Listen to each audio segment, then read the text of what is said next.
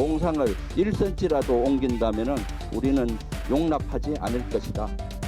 진정 홍범도 장군의 명예를 생각한다면 이제라도 이념 논쟁을 즉각 멈추기 바랍니다.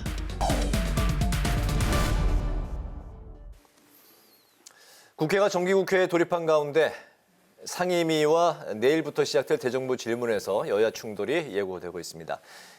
특히 현재 국회에서 가장 뜨거운 쟁점이 홍범도 장군 흉상 이전과 최상병 사건 의혹이라고 할 수가 있을 텐데요. 날선 공방 속에서 이 두 가지 사안을 어떻게 풀어갈 계획인지 김병주 더불어민주당 의원께 들어보도록 하겠습니다. 의원님 반갑습니다. 어서 오십시오. 네, 안녕하세요. 네. 홍범도 장군은 레닌과 볼셰비키즘 신봉자라서 국군의 사표로 삼을 수가 없다. 본보기로 삼을 수가 없다. 독립투사 흉상이 이제 독립기념관으로 가면 된다. 이게 이제 국방부와 여당의 현재 입장인데요. 의원님이 또 육사 40기 출신이기 때문에 현재 육사 이전과 관련한 문제에 더 뜨겁게 관심이 있으실 거라 생각이 듭니다. 홍범도 장군의 공산당 이력이 육사 설립 취지와 어긋난다. 이 부분 의원님은 좀 어떻게 생각하실까요? 네, 육군 사관학교는 위국 헌신 군인본분, 나라와 국가를 위해서 목숨까지 바친다라는 이런 신념하에 미래 장교를 양성하는 기관입니다. 네. 그런데도 불구하고 지금처럼 독립 영웅들에 관련돼서 정쟁에 휘말려 있잖아요. 네. 여기에 대해서 대단히 저는 우려합니다. 왜냐하면 육사는 순수 학문을 연구하고 순수한 군인을 만드는 겁니다. 정권에 따라서 이랬다 저랬다 생각이 바뀌게 해서는 안 되는 겁니다. 네. 그래서 그런 측면에서 많이 우려가 되고요. 사실 지금 윤석열 정부에서 이념 전쟁을 하고 있지 않습니까? 그리고 친일 관계 개선을 하면서 일본의 모든 것들을 양보하고 있고요.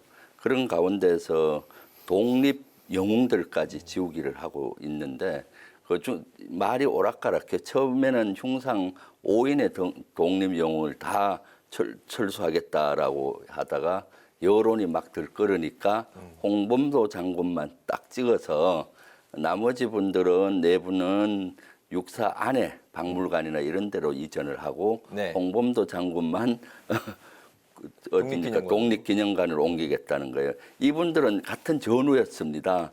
청산리 전투할 때는 홍범도 장군도 참여했고 김자진 장군님도 참가하고요. 마치 이산가족을 시켜놓는 것 같아요. 네. 순국 선녀를 분리시켜 말이 안 되는 거죠. 사실 홍범도 장군은 이미 60년 전부터 검증이 끝나신 분이에요. 박정희 정권 초기에 1962년에 건국훈장을 받았었고요. 그리고 실질적으로 쭉 노태우 정부 때부터 유해 송환을 위해서 노력했고 김영삼 정부에서도 했고 김대중 정부 때는 국방부 앞에 흉상을 국방부 합창 건물 앞에 흉상을 만들었어요. 네. 그리고 또 박근혜 정부 때는 2016년에 홍범도 함이라는 잠수함까지 만들어서 이미 오랫동안 이분들에 대해서 이렇게 해왔는데 갑자기 이렇게 홍범도 장군 지우기 색깔론으로 이렇게 가고 있어서 너무나 안타깝다고 볼 수가 있죠. 네, 네. 의원님께서 그 육사 출신인 건 많은 사람들이 네. 또 익히 들어 알고 계시겠지만 여당 측에서도 그 한기호 의원과 신원식 의원이 있습니다. 네. 이 두 분이 그 흉상 설치 때부터 논란이 있었는데 지난 정부가 이 흉상 설치를 강행했다 네. 이렇게 이야기를 하고 있거든요. 모든 것들이 처음에 뭘 설립을 할 때는 소수의 반대론자는 있어요. 흉상을 설치하던 2016년도에 저는 현역으로 있었고 그분들은 예비역이었어요. 네네. 그래서 너무 잘하는데 이미 그때는 국민적인 공감대가 군과 육사의 뿌리를 독립군에 둬야 된다라는 큰 공감대가 형성됐어요. 왜냐하면은 헌법 정신에 따라서죠. 헌법에는 임시정부의 법통을 이어받는다라고 되어 있기 때문에 임시정부 때 활동했던 독립군과 강복군의 뿌리를 찾은 거죠. 네. 그런데 군도 사실은 초기에는 군이 창설이 되고 육사가 초기에 만들어졌을 때는 독립군과 강복군의 뿌리를 찾았어요. 그런데 6.25 전쟁을 거치면서 좁아들어서 6.25 전쟁 이후를 많이 조명이 된 겁니다. 그래서 이제 시대가 바뀌면서 그것이 헌법과도 불일치하니 독립 영웅들을 다시 이렇게 조명하자 해서 국민적인 공감대가 가운데 이루어졌고 네. 반대론자는 아주 소수였는데 윤석열 정부 들어와서 한일 관계가 좋아지고 이념 전쟁을 하니까 이 기류에 편승해서 소수의 목소리가 조금 더 커지면서 이러한 것들을 하고 있는 거죠. 역사 지우기와 이런 것들. 네. 네, 또 관련해서 여러 가지 네. 그 소문, 이야기들이 또 있는데 백선엽 장군과 또 메가더 장군 흉상이 세워진다 이런 얘기가 있었는데 네. 이종섭 장관은 뭐 계획이 없다 이렇게 밝히기도 했고요. 네. 한미 동맹 파크를 만든다 이런 얘기도 있었고 충무관 내 독립운동가들의 방도 개편된다 이런 이야기들이 있는데 이게 네. 현실성 있는 이야기일까요? 네, 지난주 금요일 날 네네. 우리 민주당 국회의원, 국방위 의원들이 육사를 항의 방문했어요. 그리고 그런 것들을 하긴 했는데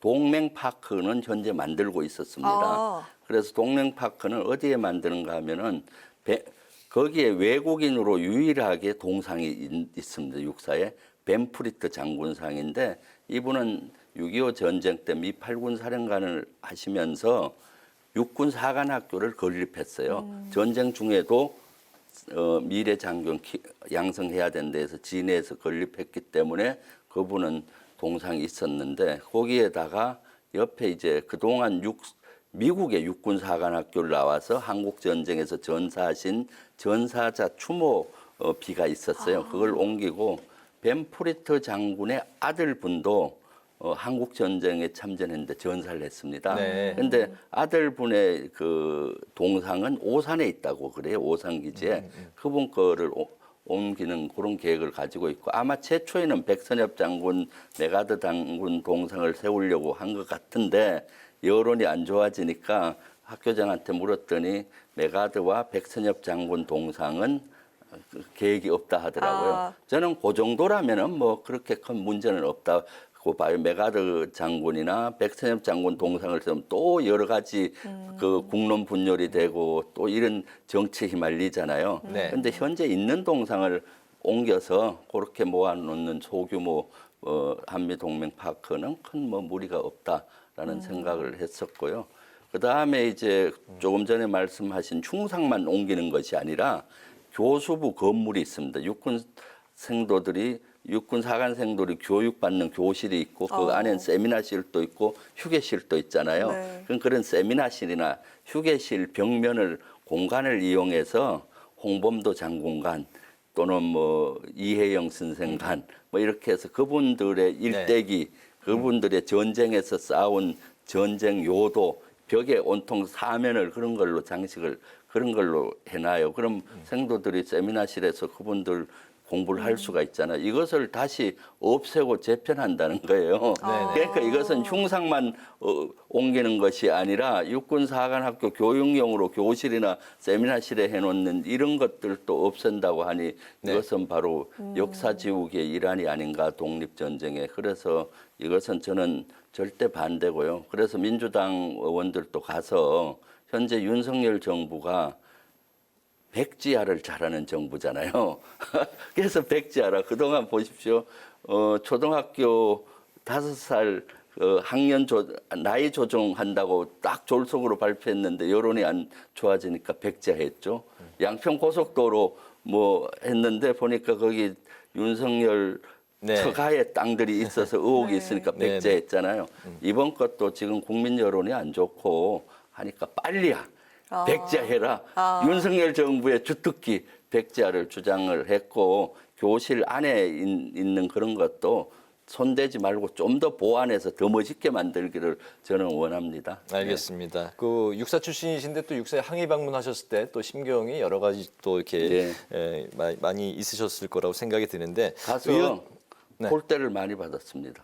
홀대를 받았다고요? 그래서 저가 마음이 아팠어요. 네. 왜냐하면은 차량 출입 처음에는 기자단과 같이 가기로 했는데 기자단 오케이 했다가 한 이틀 후에 기자단은 안 된다고 그래서 의원들만 와서 학교장을 만나게 해주겠다 해서 갔고 차량 출입까지 다 승인을 받은 거예요. 근데 정문 들어가는데 차량을 못 들어가게 하는 겁니다. 아. 전부 버스를 타고 들어가는 거예요. 상당히 그러면 좀 흉상이나 서운하셨군요. 이런 데 못 그렇죠. 가게 볼 하기 수가 위해서 없죠. 제인처럼 버스에 호송에 가듯이 그래서 나 뭐 버스 못 탄다. 차라리 걸어가겠다 하고 걸어갔고 걸어가셨군요. 했는데 가서 이제 흉상 앞에서 논의를 했는데 예. 국방부에서 아주 악의적인 이런 걸 발표했어요.